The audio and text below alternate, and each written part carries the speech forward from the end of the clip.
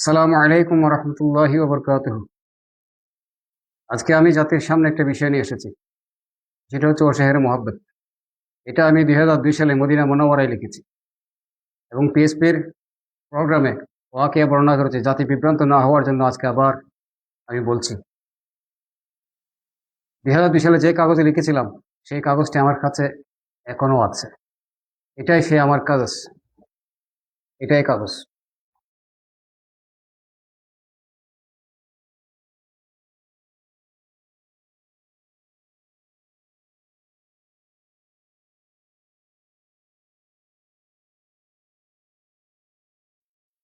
ও শেহের মোহাব্বত 2002 সালে লিখেছে, এটাই আমার প্রমাণ।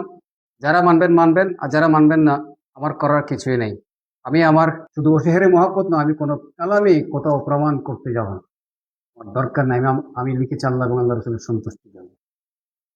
এটাই আমার প্রমাণ, এটাই আমার দলিল। রোজ হাশরের মাঠে আল্লাহর দরবারে প্রমাণ হবে, আল্লাহ এবং আল্লাহ রসুলের সামনে প্রমাণ হবে। আর আমি আর আল্লাহ রসুলের কাছে ফিরে আছি।